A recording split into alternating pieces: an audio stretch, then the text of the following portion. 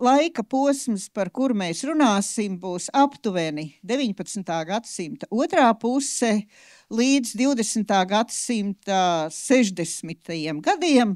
Tātad lielākā daļa no tulkotājām ir dzimušas ap gadsimtu miju, bet dažas arī 19.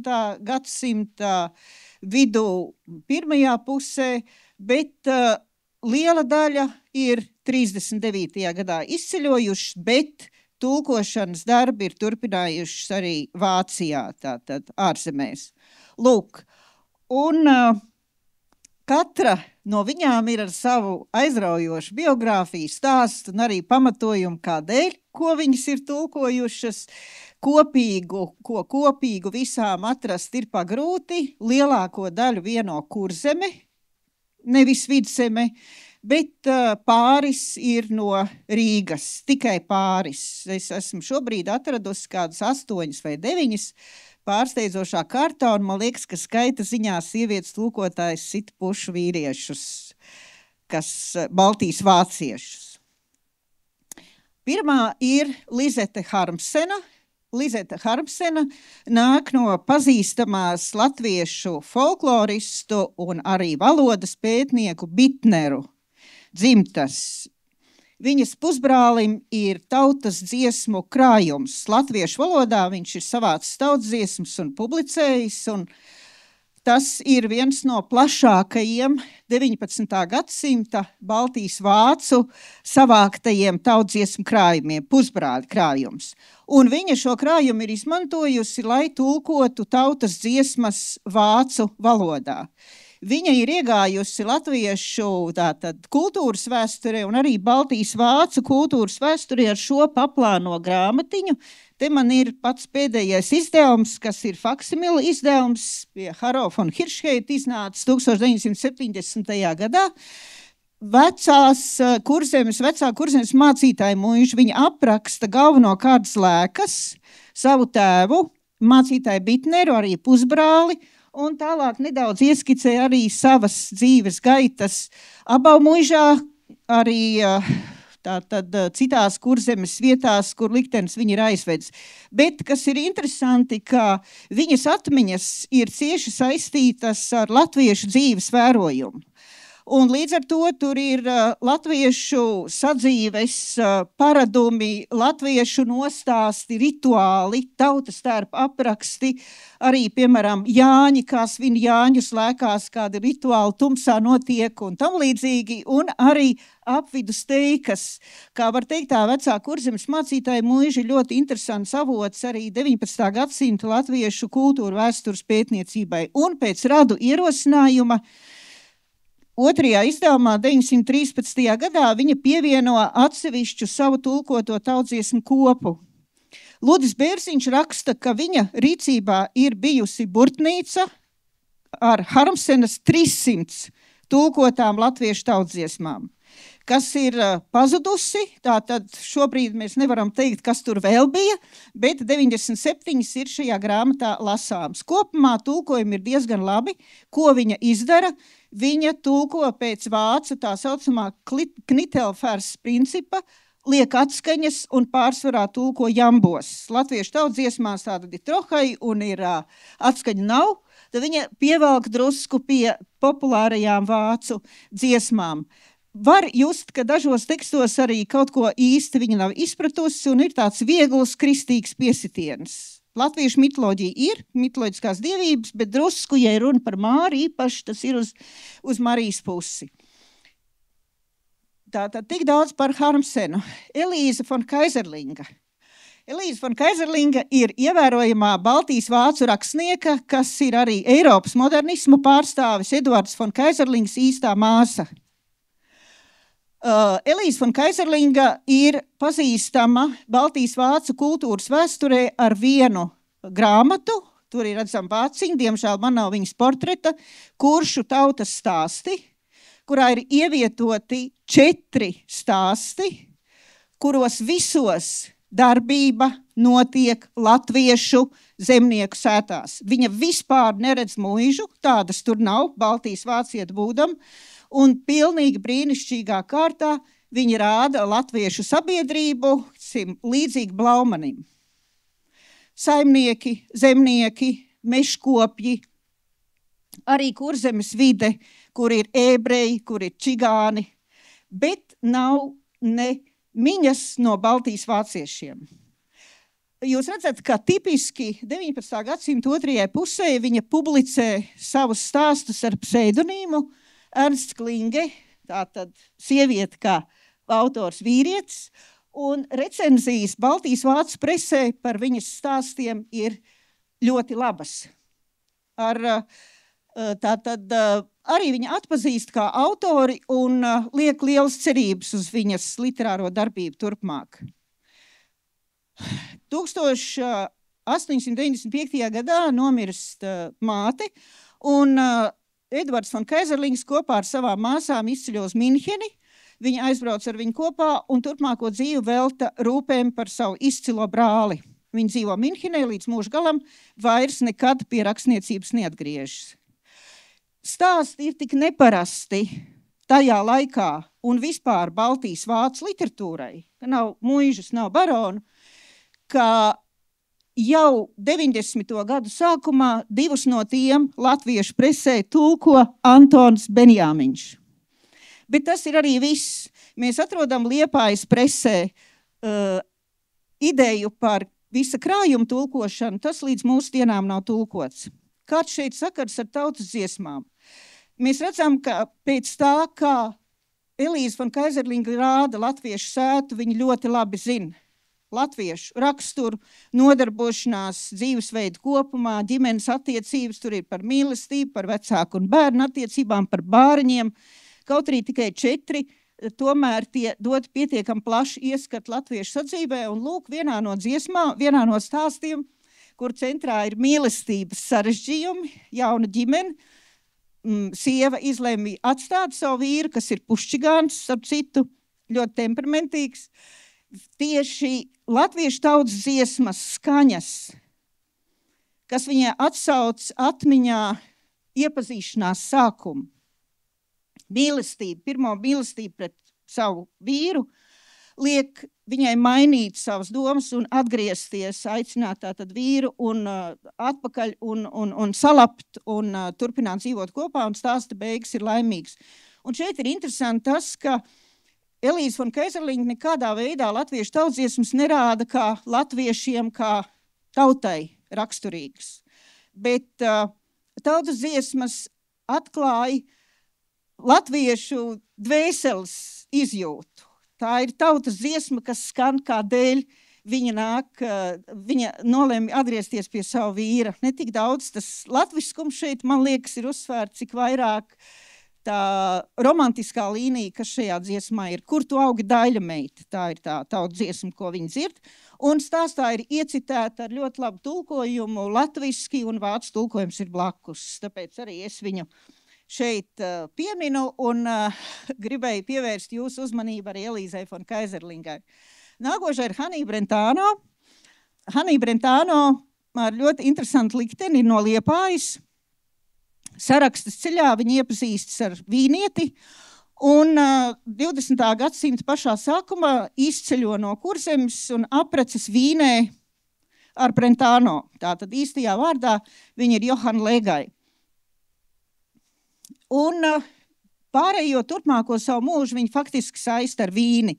Viņa ir prom no Liepājas. Bet, kā mēs redzam, 72. gadā dzimusi, visi bērnība, visi jaunība ir saistīta ar Kurzemi un arī ar Krieviju nedaudz, kur viņa ir dzimusi. Un Vīnē, Vācijā, viņai nāk piedāvājums, ir 1906. gads, 5. gada revolūcija aiz muguras, latviešu nacionālā atmoda, viņai nāk piedāvājums no vācu izdevniecības uzrakstīt latviešu valodas mācību grāmatu Vācijā. Un viņa to arī izdara, tātad pašmācības līdzekli.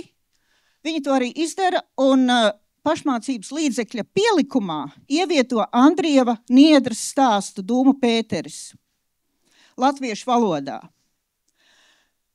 Grāmata acīm redzot raisa diezgan lielu interesi un pilnīgi nejauši tas pašmācības līdzeklis, pilnīgi nejauši es esmu atradusi atsaucis arī savu paziņu Baltijas vācu pēcteču vidū. Jā, tā ir tā labi zināmā grāmata, no kuras Pirmā pasaules kara laikā, piemēram, vācu karavīri Kurzemē mācījās latviešu valodu. Grāmata piedzīvo vairākus izdevumus, un acīm redzot, izdevniecība liek lielas cerības uz Hanniju un aicina viņai sakārtot atsevišķu latviešu prozas grāmatu. Un jūs redzat, ka tā ir pirmā latviešu īsprozas antoloģija vācu valodā, kas tad dod papildus ieskatu, kas ir latvieši, kāda latviešu kultūra, kāda latviešu literatūra. Un Hannija Brentāno arī to izdara. Un jūs redzat, interesantā kārtā, ka tie ir faktiski visi viņas laika biedri. Un var teikt arī, ka paši labākie tā laika latviešu rakstnieki. Tā kā viņi zina, ko viņi izvēlas, un viņi zina, ko viņi dara. Diemžēl, kur arī grāmatiņa, varat iemest aci, neesmu identificējusi liepiņu, kas tas tāds ir. Un viens no šķiet poruku stāstiem arī ir norādīts ar nepareizu autoru kā Kalniņš, bet patiesībā tas ir poruku stāsts. Ko viņa dara? Diemžēl viņa vienkāršo. Jūs redzat, ka nosaukumā ir pēc latviešu motīviem.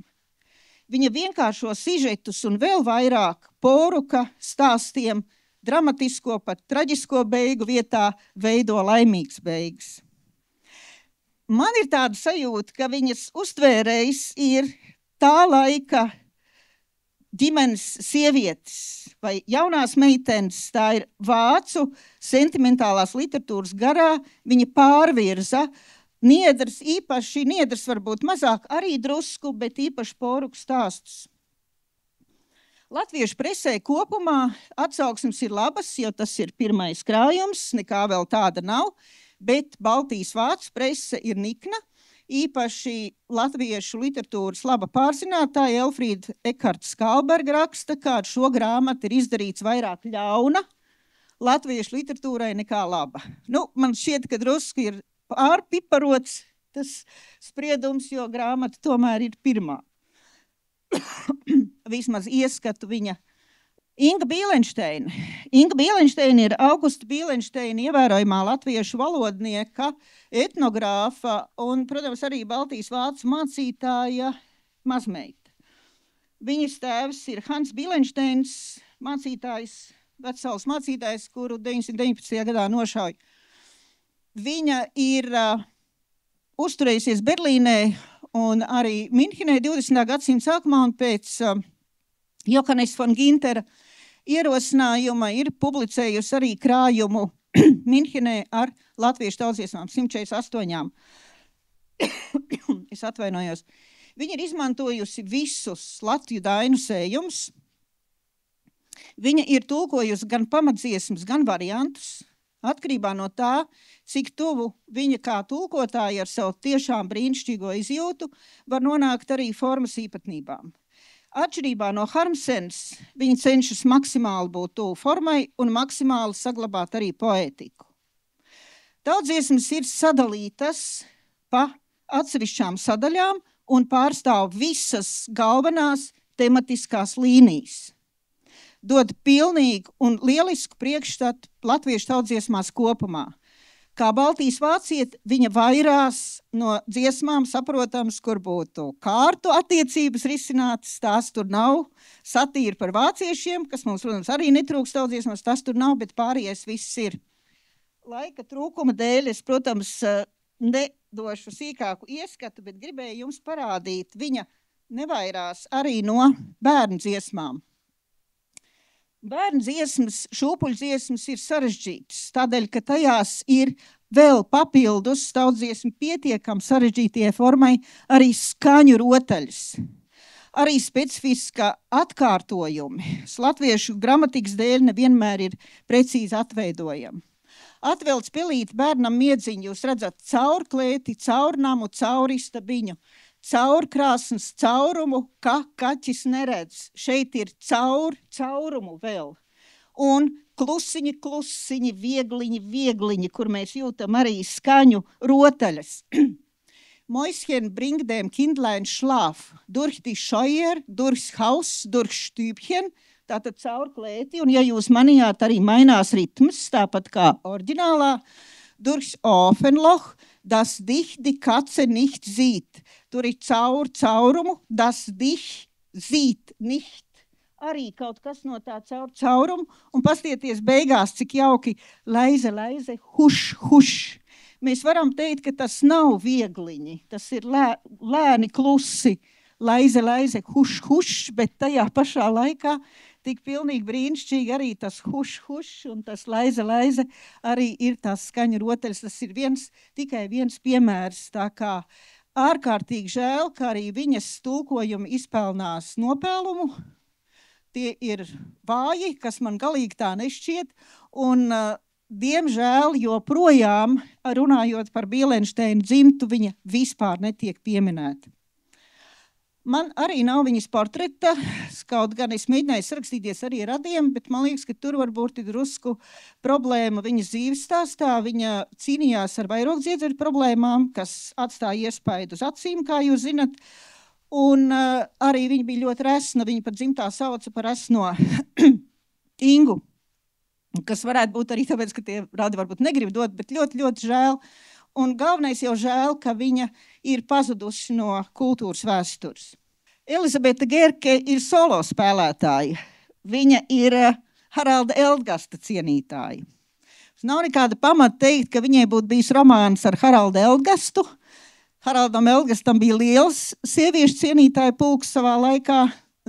Kad viņa aizrāvās ar Haralda Eldgasta darbiem, jau bija precējusies.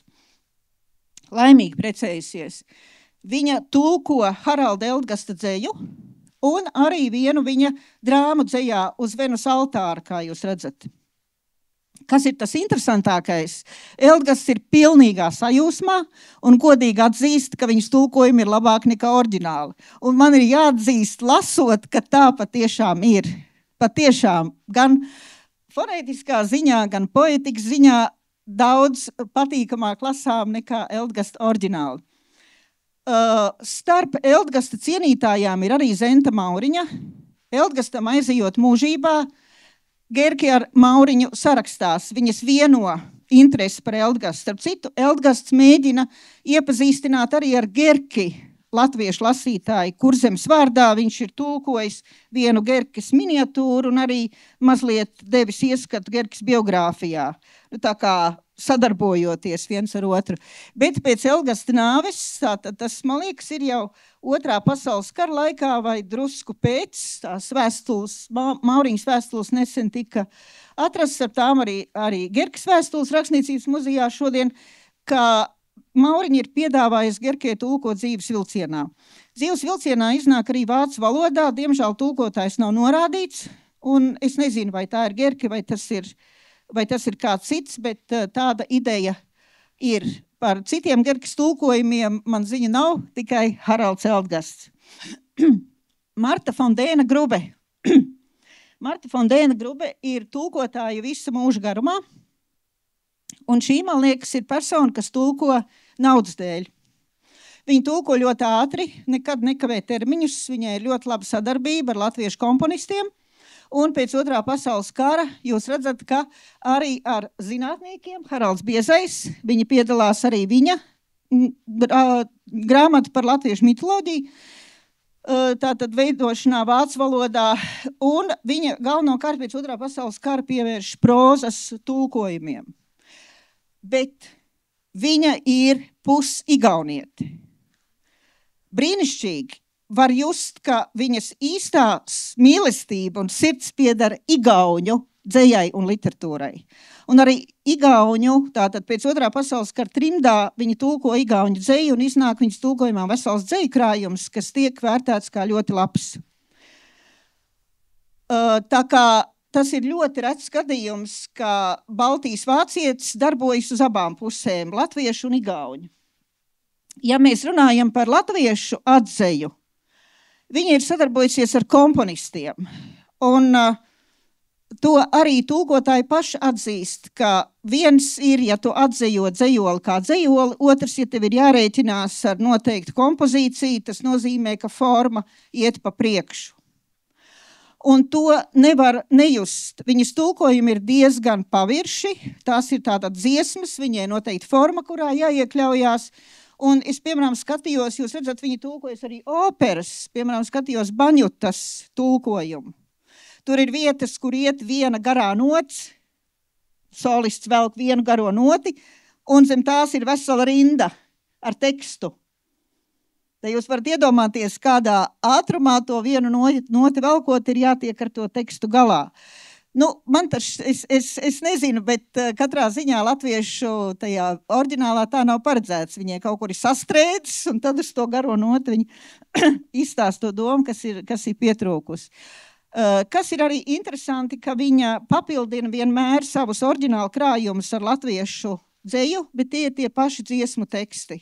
Vienkārši, ka viņa velk līdz ar to, ka viņa ir Baltijas vācieti, un tur ir paralēli arī cita literārā tradīcija, un tas man šķiet ļoti jauki, ka pielikumos ir arī latviešu dzeja. Kādēļ es īpaši pieminu Latvijas himnu?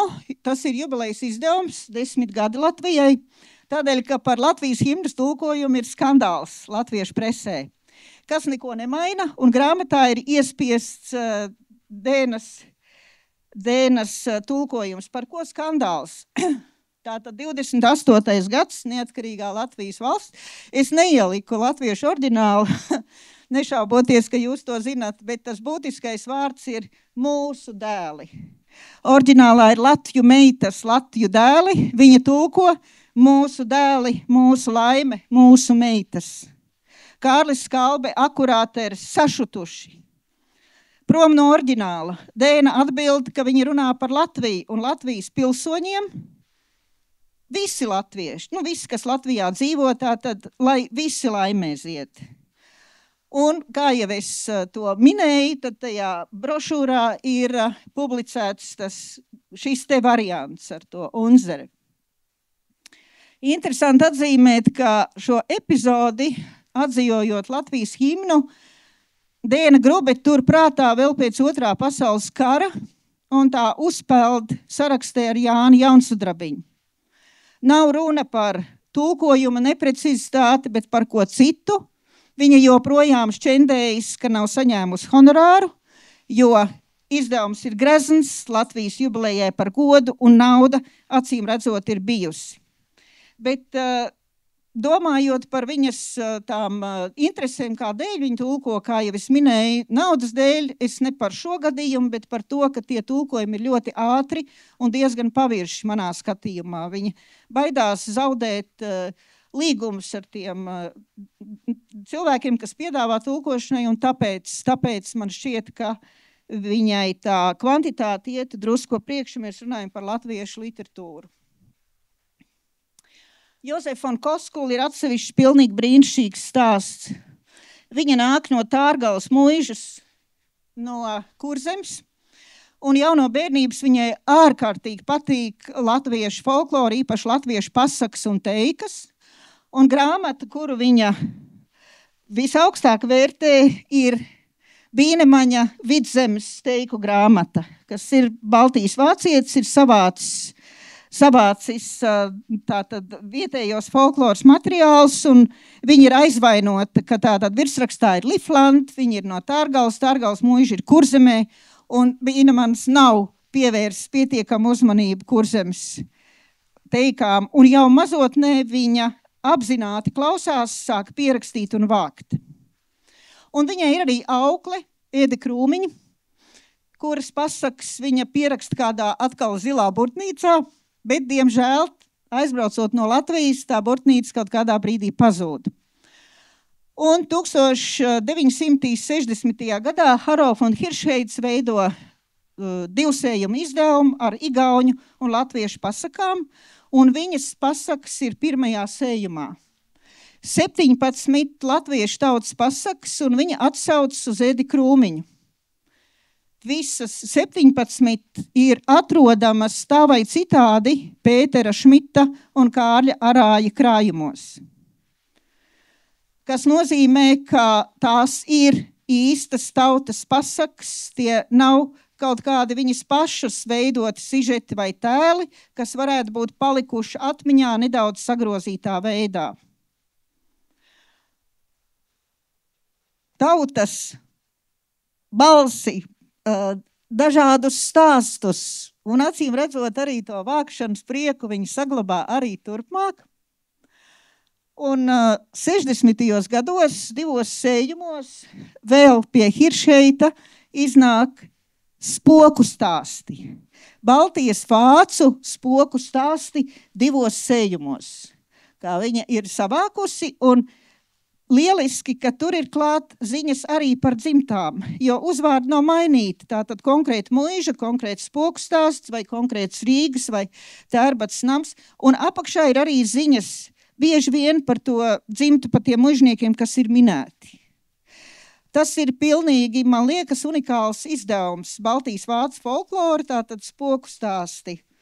Cik var tā saprast no viņas rakstītā, tad viņai ir padomā arī 3. sējums, bet acīm redzot interesi nav tik liela, un tas neiznāk tagad. Tā ir Josefa Fona Koskula, ļoti, ļoti interesanta persona. Es lasīju arī viņas autobiogrāfijas, ir Berlīnē mašīnrakstā, nav Berlīnas vēstures muzejā, nav publicēta par viņas piedzīvojumiem 2. pasaules kara laikā, kad viņa strādā Vācu dienestā, viņa nodarbojas ar ārzemju vēstuļu cenzēšanu.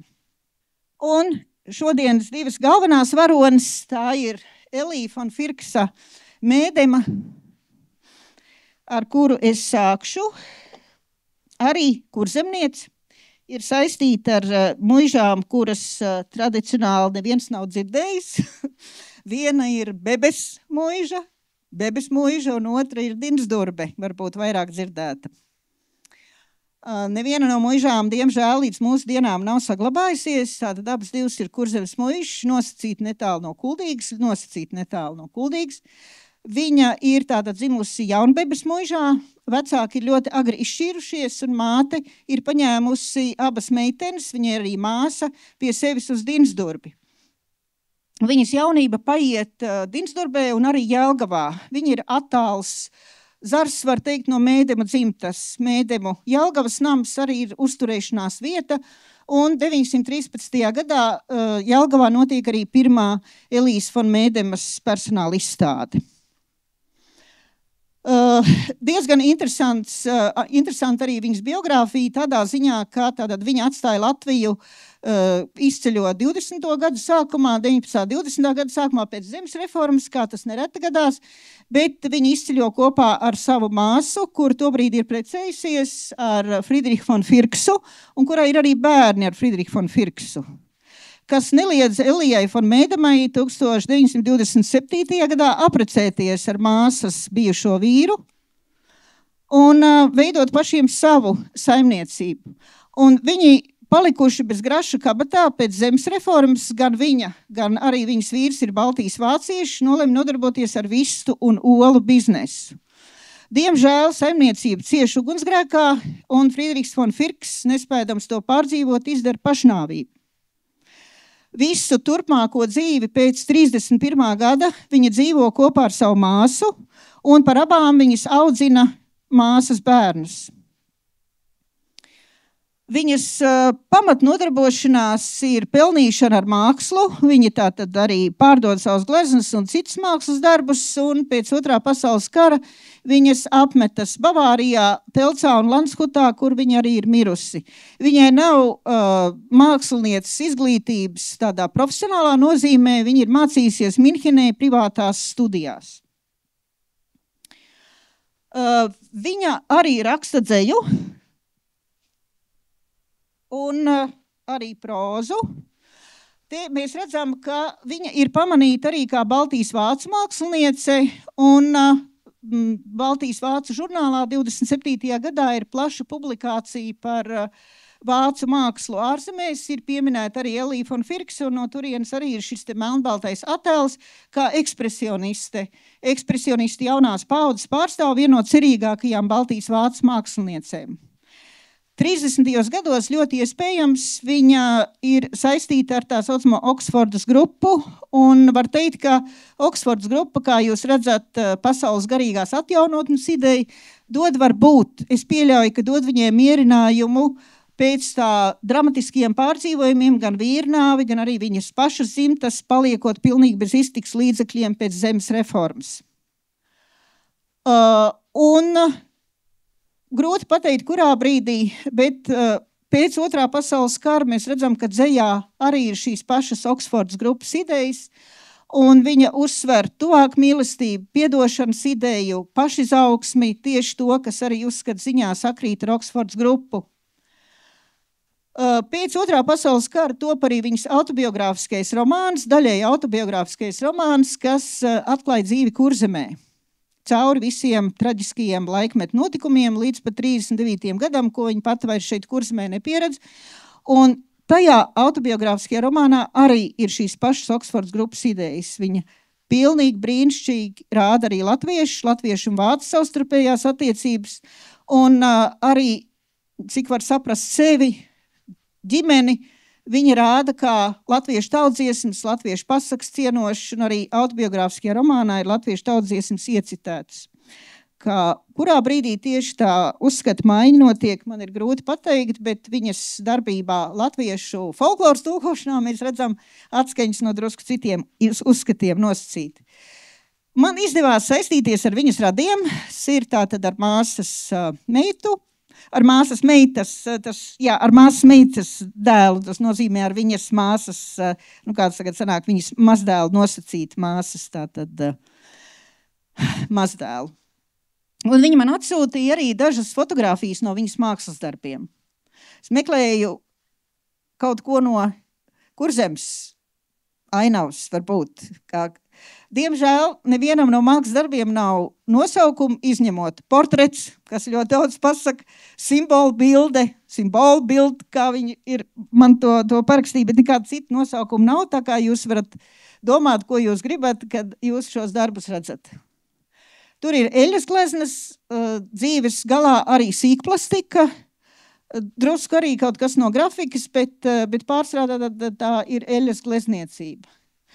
Pie tā vidējā portreta tur bija komentārs, ka centrā tā tad ir viņa pati un aiz muguras ir viņas māsa. Šī te, kas ir labajā pusē, piedar pie simbolu bildi, kā jau es minēju, tas viens no tiem žanriem, ko man minēja, un tā tad arī ainava. Radiem ir diezgan daudz darbu mājās. Te ir Elija Fon Firksa vecumdienās, un, kā jau es minēju, tātad viņai ir oriģināla dzeja, kas nav publicēta, un autobiogrāfisks romāns, kas ir mašīnrakstā, kas arī man tiešām par lielu nožēlu jāatzīst, nav publicēts. Kas ir publicēts? Viņa ir ilustrējusi Materlinka zilo putnu, te jūs varat aptaustīt viņas ilustrācijas. Tie ir modernisti, manuprāt. Un viņa ir publicējusi pilnīgi brīnišķīgu latviešu tautsdziesmu krājumu ar nosaukumu Kumeliņš. Lūk, vienīgais, kas man lika aizdomāties, jo grāmatai nav ne ievada, ne nobeiguma, ir moto. Dažs nevainīgs bērns uzauga un kļuva par noziedznieku. Mēs to varam interpretēt. Mēs to varam interpretēt arī aizgājušo laiku gaismā, vācieši un latvieši, kungi un bērni, vai tēvi un bērni nosacīti. Interesanti, ka interneta veikalos, kur grāmatiņa ir dabonama, parādās komentārs, ka ļoti interesants pedagoģiskas ievirzes moto. Principā tā jau ir. Dažs nevainīgs bērns mēdz uzaugt par noziedznieku. Bez kādiem tālākiem komentāriem. Grāmatas saturā nekas no aizgājušā laika pārdzīvojumiem neatspoguļojas. Kumeliņš ir izvēlēts, jūs redzat arī grāmata ar visu sarkanīgo purniņu un arī ar izteiktu, tātad, ka tas ir kumeļš, vīriešu kārtas zirgs. Vietas atzīmēšana ir pilna ar mīlestības un erotikas motīviem. Tur ir divi tautas dziesmu cikli, meitu un puišu dziesmas un kāza cikls.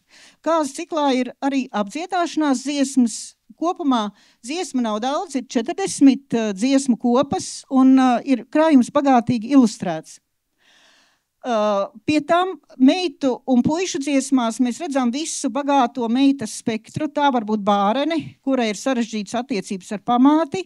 Tā ir laimīgi iemīlējusies meitene, kur gaida puišu pret mīlestību. ir virkni ļoti populāru latviešu tautsdziesmu tulkotas, tā skaitā bija manām kumeļām zvaigžņu deķis mugurā, un tulko viņi ļoti labi, bet grāmata nav ar ievadu, nav ar nobeigumu, un katrs ir izdota tātad Berlīnē, var veidot savu stāstu, kas ir latvieši. Nav nekāda paskaidrojuma.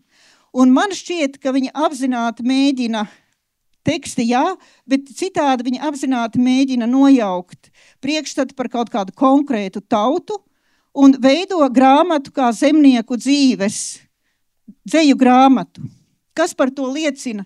Jūs redzat, ka viņa liek virsrakstus. Un tautsdziesmas dažkārt apvieno zem viena virsraksta. Mums tautsdziesmām vispār nav tipiski. Un, protams, arī tie tēli tie nav latviešu zemnieki, bet tie ir zemnieki. Jūs redzēsiet tūlīt tālāk. Es jums iedošu 2 grāmatas. Viena grāmata ir tas oriģināls, kur bildes arī būs redzamas uz ekrāna, tātad gala variants. Otra grāmata, lūdzu, ar šo esiet ļoti uzmanīgi. To man atsūtīja radnieks, tātad tas mazdēls, māsas mazdēls, un tas ir Elijas roku skarts. Un šeit ir klāt arī viņas zīmējumi. Māsas lapiņas, jūs redzēsiet, ir tas zīmēšanas process. Es pieliku klāt pie īstajām ilustrācijām. Kā tur vienkārši tās mazās lapiņas var lidot pa gaisu, tāpēc esiet uzmanīgi. Un šur tur arī ir viņas komentāri klāt un labojumi. Tas ir kaut kāds darbs pēc tam jau, kad grāmatiņa ir iznākusi. Un man šķiet arī šajā versijā bija, ka viņi ir ar melnu tinti to moto aizsvītrojusi. Bet tagad tātad pie ilustrācijām. Jā, mazliet ieskats arī tulkojumā. Viņa cenšas maksimāli precīzi atveidot oriģinālu, un man šķiet interesanti man gultiņas taisītāja, kā to atveidot. Te varbūt var teikt, viņa arī ir moderniste, jaunu salikteņu veidotāji, Bettenbachendes, Hemdchen Nēndes, tātad gultiņu taisītāja, Krakla Šuvēņa apvieno vienā vārdā salikteni. Mēs runājam par modernismu dzeju, tad tāda oriģināla salikteņa veidošana ir raksturīga, un šis nav tāds vācu valodai populārs Hemdchen Nēndes saliktenis vai Bettenbachendes vācieši tādu. Es domāju, ka nepazīst. Un te, kur arī var redzēt to virsrakstu, bet arī tālāk jūs redzēsiet, lūk, nevēsts no latviešu zemnieka. Nav tur arī nekāda sakara 5. gada revolūcija, tas nosaukums ir metnieks, tātad Jēger, un tādēļ ir tā šautene. Vienkārši zemnieki, tas ir mīlestības cerēšanās laiks, abiem sarkani vaigi. Man liekas, pilnīgi brīnišķīgas ilustrācijas rāda zemnieku dzīvi, kāda tā ir. Bārens tēma ļoti labi var redzēt arī viņas ekspresionistisko ievirs, un šeit Bārens un pamātas attiecības. Kāzu dziesmās, kā jau es minēju, ir apdziedāšanās dziesmas, un var just, ka viņa ļoti labi pārzina kāzu rituālu. Lielās līnijās mēs varam izsekot tam, kas notiek, un katrai epizodē ir viena četrinda, kas ir asprātīgas un humora pilnas. Ēdat droši sveši ļaudis, jūsu pašu barībiņa, jūsu pašu balta ķēve, ko šorīt atjājāt. Slēdzmāmiņa mūsu māsiņa 9 atslēgām, lai met tautu zelta naudu par visām šķirbiņām. Nu šeit, piemēram, ir atkāpes no tā oriģināla, das ein jeder 100 Rubel, Zahlen soll auf jeden Schlüssel, tātad aiz katras atslēgas būtu tāda, lai katru istabu atvērtu, vai katru atslēgu atvērtu būtu jāmaksā 100 rubļu. Varbūt, ka viņi jau nav pielikusi klāt oriģināls, varbūt, ka viņi izmantoja kādu variantu, kur es neatradu, jo es meklēju pati Latviju dainās tekstus viņa nav norādījusi, no kurienes viņa tās tautsdziesmas ir ņēmusi, tā ir viņas oriģināli veidot latviešu tautsdziesmu izlas. Lielai daļai man izdevās arī atrast oriģinālos, iespējamos oriģinālus. Nu, kāzu apdziedāšanās dziesmās to variantu ir ļoti daudz, un folkloristi man teica, liecies mierā, tu vienkārši nezini īsto variantu, kas ir bijis viņas rīcībā. Nu, pa tām atslēdziņām, kur viņi raksta par 100 rubļiem, varbūt tāds variants arī ir bijis. Kāzas. Jāatzīmē, ka šīs bildes 24. gads, kad grāmata iznāk, 1924. gads, Šīs bildes satracina latviešu publiku. Ārdās brigadere, nikna, mēs, protams, gaidītu Brastiņa stila ilustrācijas, un grāmata vairs nekad nekur nav pieminēta kā tulkojums. Lūk, baltā ķēve, vai ne? Tas ir tā tautsdziesma pie tās baltās ķēves. Literatūras institūtā mēs pašlaik gudrojam par jaunu izdevumu veidošanu ar pārpublicēt. Tātad grāmatiņa arī ir sajūsmā, protams, ka Elīfa un Mēdēm Firks aizies tautās, un lai lasītājiem būtu pieejams. Domāju, pilnīgi brīnišķīgs krājums, kur ir zemnieku dzīve. Veido pati savu priekšstatu par zemniekiem kopumā. Jā, nu mēs par to gudrojam. Tas, būs. Nu, un tagad pēdējā šīs dienas varoni ir Elfrīda Ekarts-Skalberga, kas varbūt no visām iepriekš minētajām ir visdzirdētākā. Elfrīda Ekarts-Skalberga, cik mēs esam, nu jau tagad ir arhīvu materiāli pieejami, izpētījuši ir ar tīrām latviešu saknēm. Tēvs nāk no Vidzemes zemniekiem. Māte ir varētu būt latviešu kultūras vēsturē pazīstamās Riharda Tomsona dzimtes, viņa Tomsona. Tur vēl jāpapēta būt sīkāk, vai tā tas varētu būt, bet principā no latviešiem pati viņa nekad nekur par savu tautību nav izteikusies. Ģimenē ir valdījusi vācu valoda. Viņa ir, tēvs viņai ir, jūs redzat, kā piedāvā sevi, viņš ir Jāzeps, viņš ir Jāzeps tajā dzimšanas brīdī, bet viņš ir Jozefs. Jozefs, ja mēs runājam par skolu un par skolotāju amatu, viņš ir Jozefs, viņš atgrūžas pilnīgi no jebkādām latviskām saknēm. Viņa pati raksta, ka viņa ir latviešu valodu iemācījusies skolā no skolas biedrenēm, un viņa tīri labi zina arī krievu valodu. Pirmās viņas publikācijas ir 902. gadā Baltijas vācu presē, un diezgan drīz nāk klajā arī pirmais viņas dzejoļu krājums, kas ir pārsteigums un atstājis sprādzienam līdzīgu efektu, kā tā laika literatūras kritika raksta, kā pirmais īstais vācu modernisma, Baltijas vācu modernisma krājums. Viņai nav vēl šajā laikā īsta sakara ar Rietumu Eiropas, ar vācu valodīgās vidas, ja Vācijas modernismu. Viņai ir sakars ar krievu kultūru, viņai ir radi Krievijā, Maskavā, un viņa ļoti labi arī iemācās tur krievu valodu, viņa dzīvo arī pie radiem ik pa brītim. Bet, kas ir interesanti, manuprāt, jau 20. gadsimta sākumā, kad no Minhenes atgriežas viņas nākamais vīrs, Gvido Ekarts, man šķiet, viņi arī iepazīstas, strādājot kopā 907. gadā Rīgasche Neueste Nachrichten, tas ir Baltijas vācu jauns laikraksts redakcijā. Viņa pastiprināti pievēršas modernismu studijām, un te būtu vērts pateikt kādu vārdu par Gvido Ekartu. Gvido Ekarts ir Baltijas vācietis, Kurzemes vācietis, un viņš aizceļos Minheni un kļūst par Minhenes modernistu loka raksturīgu figūru. Gvido Ekarts ir pirmā homoseksuālā romāna autors vācu literatūrā. Un šobrīd, kad pievērš uzmanību homoseksualitātei literatūrā, viņš arī ir izcelts, un šur un tur kaut ko par viņu var izlasīt. Ka viņam ir nozīme vācu literatūras tieši homoseksuālo romānu vēsturē, liecina tas, ka visi trīs, šeit man ir tikai viens, viņa romāni ir piedzīvojuši atkārtot izdevumu, nosacīt nesen. Tā kā Vācijā ir interesi par viņu.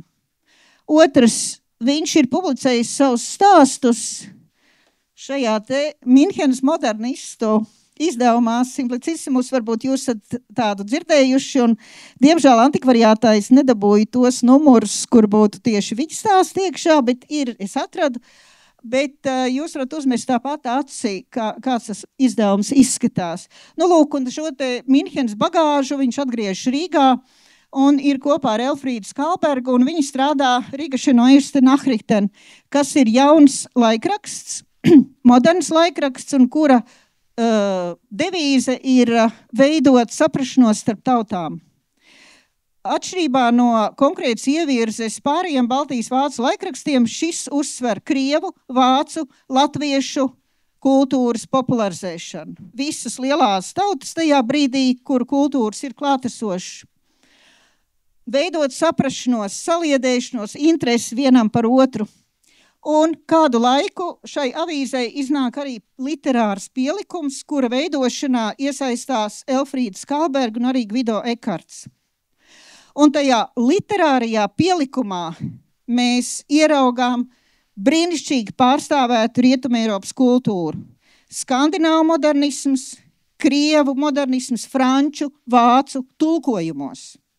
6 numuri, pilni numuri ir veltīti latviešu literatūrai.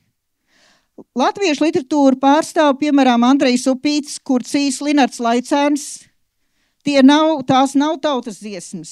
Tā ir apliecinājums, ka latviešiem ir tikpat moderna literatūra kā skandināviem, vāciešiem, francūžiem, un tas pielikums pilnīgi brīnišķīgi ieliek latviešu literatūru Eiropas modernisma kontekstā. Elfrīda Skalberga paliek Latvijā ar savu vīru līdz 41. gadam. Viņa strādā Vācu vēstniecībā un arī Rigaša Rundšau. Rigaša Rundšau, viņas vīrs, galvenokārt raksta kritikas par mūzikas un teātra dzīvi vācu, un viņa nedaudz arī turpina nodarboties ar tulkojumiem. Bet viņa ir iegājusi latviešu kultūras vēsturē.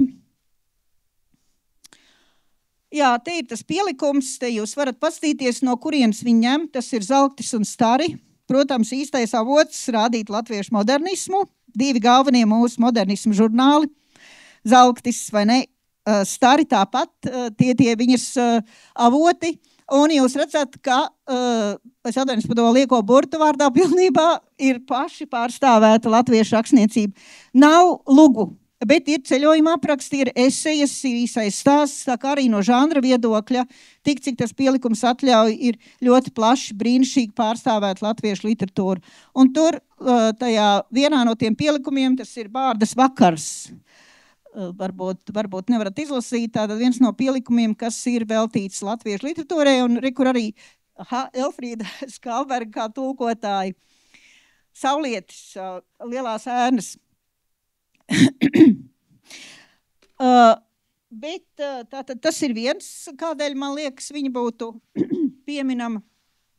Otrs, ka viņa ir sadarbojusies ar latviešu komponistiem.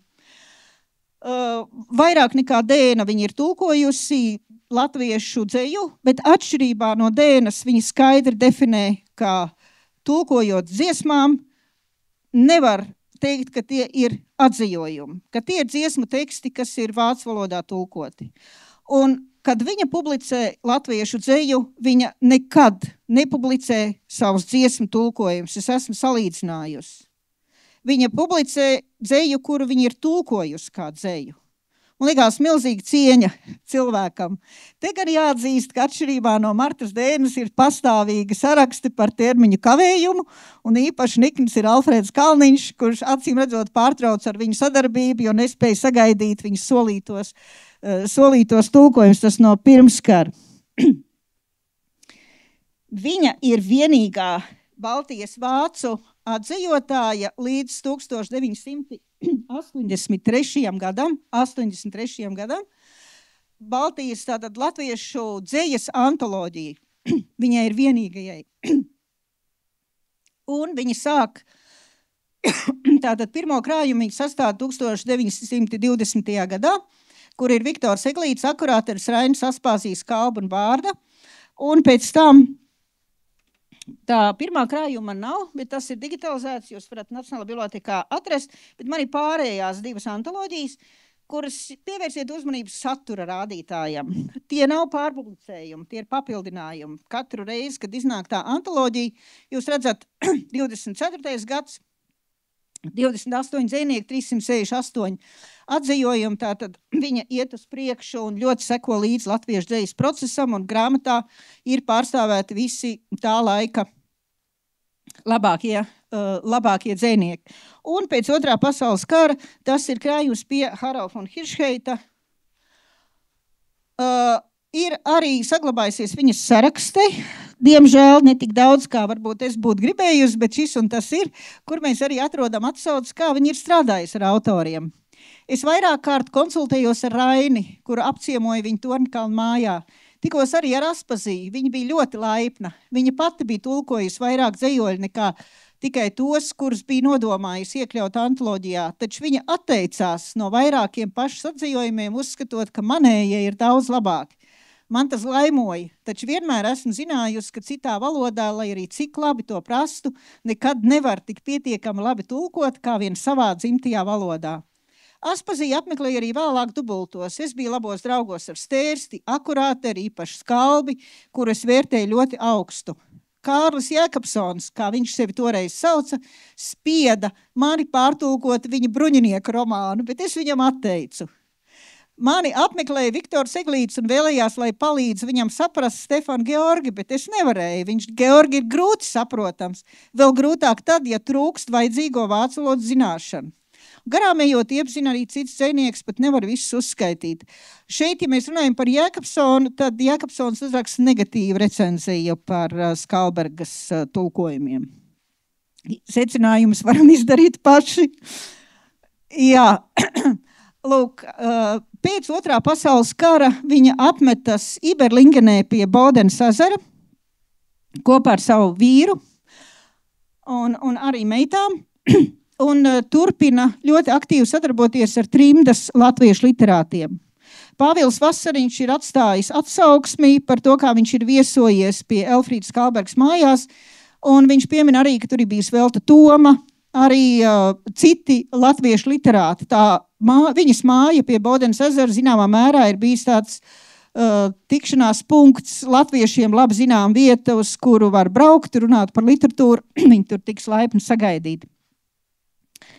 Man bija milzīgas cerības uz vācu literatūras arhīvu un tālāk arī uz vācu ģenealoģisku arhīvu Darmštatē, kur bieži vien nonāk mirušo Baltijas vāciešu dokumentālie materiāli, vēstules un kas tur viss varētu būt palicis, un es sarakstījos arī ar Elfrīdas Skalbergas, es atvainojos, mazmeitu, kura man arī atrakstīja, ka viņa ir Darmštatē nodevusi visas vēstules, kas ir bijušas.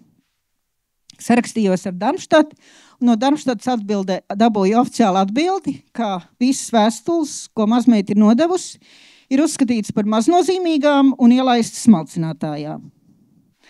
Tā kā tur mēs varējām gaidīt tieši latviešu literātu vēstules, ir trimdas pēc Otrā pasaules kara, diemžēl no tā nekas nav.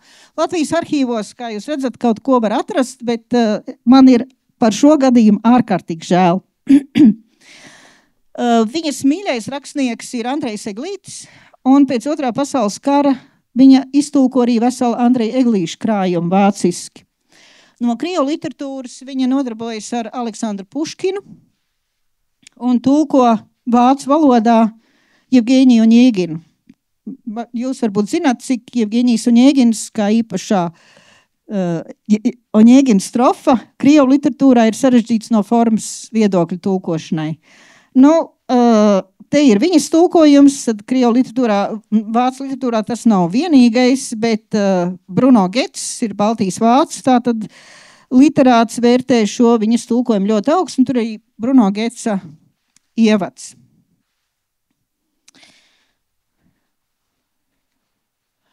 Starpkara periodā viņa tulko arī Sprīdīti, Raiņpūtu Vēņi, Poruku, un presē šur tur arī publicē kādas dzejas. Jāatzīmē gan, ka Baltijas vācu presē dzejas publikācijas saskan ar Latvijas dzimšanas dienu.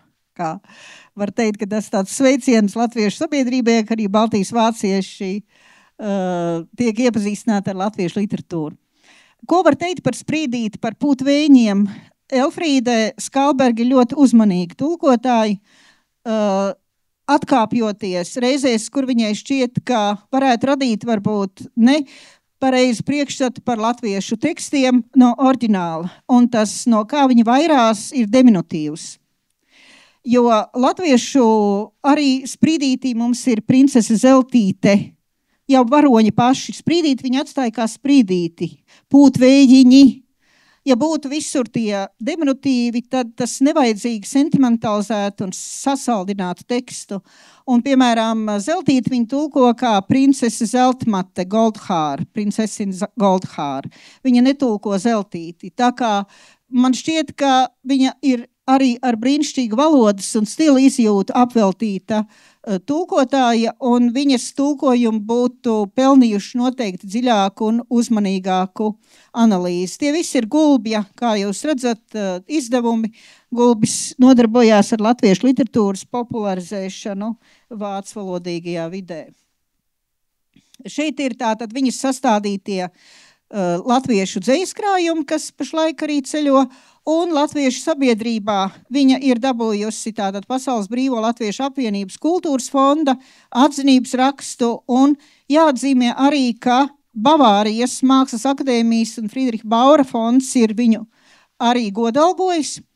Kas ir interesanti, es strādāju Iberlingenes arhīvā ar materiāliem, kas tur ir saglabājušies, bija diezgan daudz avīžu izgriezumi. Iberlingenē viņa savā laikā ir bijusi pazīstama literāti, bet gods un slava ik reizi, kad viņa ir aicināta lasīt dzeju, viņa ir lasījusi savu dzeju un vienmēr savus latviešu dzejas tulkojums. Vienmēr ir klāt arī latviešu kultūra un latviešu dzejas tulkojumu, un kā jūs redzat, tad Friedricha Baura fonds viņai piešķir godalgu arī par atzījumiem. Krievu tas ir tikai Oņēgins, mums ir šīs te brīnišķīgās izlases, tā kā es gribētu teikt, ka tās latviskās saknes viņā ir iespējams dzīves, un viņa jūt nepieciešamību arī plašāk sabiedrība ar to iepazīstināt. Un šeit ir viņas radu atsūtītā fotogrāfija, mazmeitas atsūtītā fotogrāfija. Jāatzīst, ka visa mūža garumā viņa sevī glabāja nenovērtētības sajūtu no latviešu sabiedrības. Ir tā balva, bet tajā pašā laikā atzinības trūkst, pozitīvas kritikas trūkst, un tieši tas atzinības, pozitīvas kritikas iztrūkums varētu no latviešu sabiedrības puses, varētu teikt, iezīmē visu šo manis minēto tulkotāju likteņus. Fragments no Pāvila Klāna brauciena pie Elfrīdas Ekartas Skalbergas Iberlingenē, kad atvadāmies un Skalberga draudzīgi un ilgi vēl māja, tad ir tā, it kā tur mātu pati personificētā straujas tagadnes mugurā izsēdinātā pagātne ar visām tās cīņām, lieliskumu un zemumu, kaislībām un apskaidrību, ideāliem un idejām, uzvarām un pametumiem. Cik var saprast no mazmeitas atmiņām, viņa ir arī bijusi ļoti noslēgta. Iberlingena ir vācu literātu mākslinieku kolonija, jau mēdz tā būt pie ezeriem, tās neliela kurortiņa, ar kuru viņai nav faktiski nekāda sakara. Viņi dzīvo noslēgti savā vidē, nodarbojas ar tulkošanu, ļoti daudz lasa, un arī mazmeitas atmiņās viņa ir palikusi kā noslēgta un sākusi savus mazbērnus pamanīt tikai tad, kad viņi jau ir pārkāpuši 10 gadu slieksni, ne agrāk, kad bijuši kādas interesantākas sarunas. Tā kā liktenis bērniem diezgan traģisks, abas meitas nomirst pirms viņas, vienīgais dēliņš nomirst jau agrā bērnībā, tā kā viņa paliek ar mazmeitām, faktiski var teikt dzīves galā, tādas arī bez īstas radu mīlestības klātbūtnes. Elfrīda Ekarta Skalberga, tāpat kā viņas vīrs, ir abedīta Iberlingenē. Būdama tur, arī jautāju mazmeitai, vai varu kapu vietu sameklēt un apmeklēt, uz ko viņa man atbildēja, kurš gan vairs iet, tik daudz laika jau pagājis uz kapiem, nav vairs tā kapa vieta saglabājusies.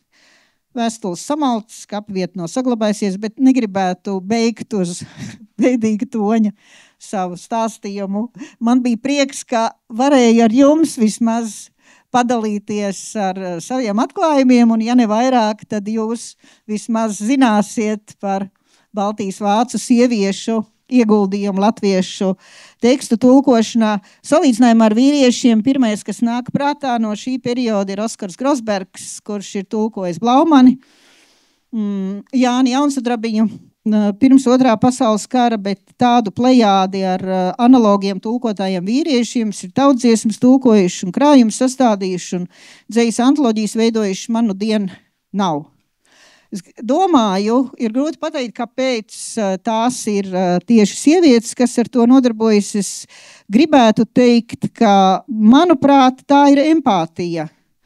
Arī sadzīve, kas virza tuvāk latviešiem bērnībā un jaunībā, un arī interesi un empātija pret latviešiem un viņu kultūru, kur varbūt vīrieši ir vairāk aizņemti darbos, naudas pelnīšanā un ir ar drusku citu skatu kopumā. Es tagad negribētu banalizēt, bet tā būtu varbūt tā mana atbilde. Katrai no viņām savs ceļš, bet katrā ziņā viņas mūs ir pamanījušas un, kā jūs redzat, arī iedziļinājušās. Tur vajag laiku, tur vajag emocijas un tur vajag, protams, gribēšanu. Tā kā paldies, īsumā tas šodien viss.